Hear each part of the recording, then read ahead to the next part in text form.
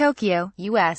Secretary of State Mike Pompeo is set to arrive in Pyongyang on Friday for his first visit since last month's summit in Singapore, and one of his biggest tasks will be to dispel growing skepticism over whether North Korean leader Kim Jong-un really intends to abandon his nuclear arsenal. This will be the third trip to Pyongyang for Pompeo, President Donald Trump's point man on the North. He met directly with Kim on both of his previous visits. So, with the handshakes and small talk now behind them, this could be where the rubber hits the road. Or where the Trump-Kim train starts to go off the rails. Here's a look at why the stakes have gotten higher since the summit, what Washington's latest signals are, and how Kim has been playing his cards. First things first. There's a reason for the concern. Kim might not be as serious about his commitment to denuclearization as Trump has suggested in his post-summit tweets. Recent media reports citing intelligence assessments suggest North Korea is continuing to build and improve the infrastructure for its nuclear and missile programs. That's not a violation of any commitments Kim made in Singapore, nor is it especially surprising Pyongyang would keep developing its assets right up until it specifically agrees to do otherwise. But it highlights that the North didn't actually agree to do much of anything concrete in Singapore, and that it now appears to be pushing the envelope of what it can continue to get away with. To counter this slipperiness, the U.S. needs to get a detailed account of what the North's nuclear and missile programs consist of, what facilities it has and where they are. It then needs to get Pyongyang to agree to have monitors to verify that information and observe what is actually happening, or not happening, on the ground. Once that is done, a timeline with specific steps and deadlines must be nailed down. But it's not clear how hard Washington is ready to push. Washington's many messages. What's Washington's post-summit message? That depends on who's talking.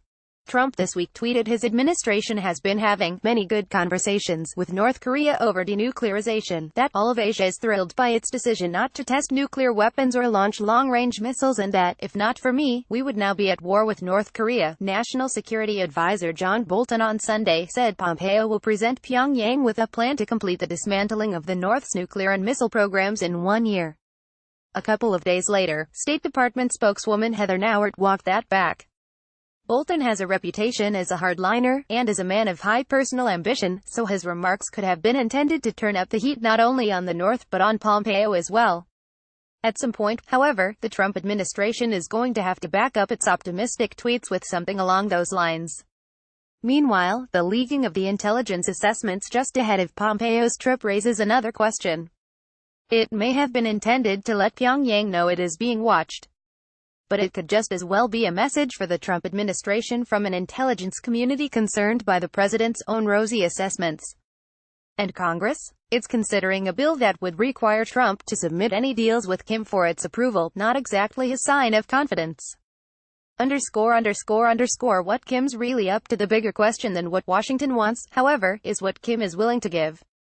So far, not a whole lot.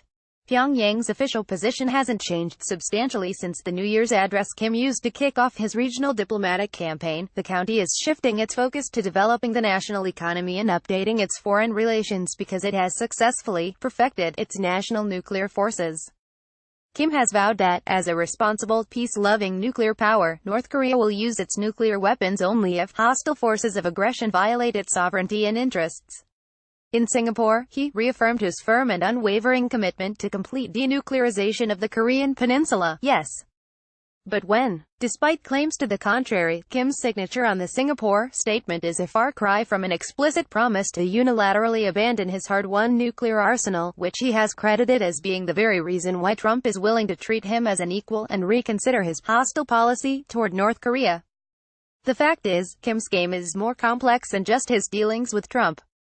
Though he has met with Trump once, Kim has had 3 summits with China's President Xi Jinping. Beijing has had a significant say in Kim's strategy with Washington and will have a big role in whatever future path the North may choose to pursue. Kim has also held 2 summits with South Korean President Moon Jae-in that have opened the door to cultural exchanges and talk about big projects to improve the North's infrastructure and bolster trade in ways that had just a year ago been unthinkable because of Trump's sanctions-centric policy of maximum pressure. Pompeo may be able to wrest some meaningful steps toward denuclearization out of Kim this week. But, for Kim, neutering Trump's maximum pressure policy is the real name of the game. Talmadge is the app's Pyongyang bureau chief. Follow him on Twitter and Instagram, @EricTalmadge.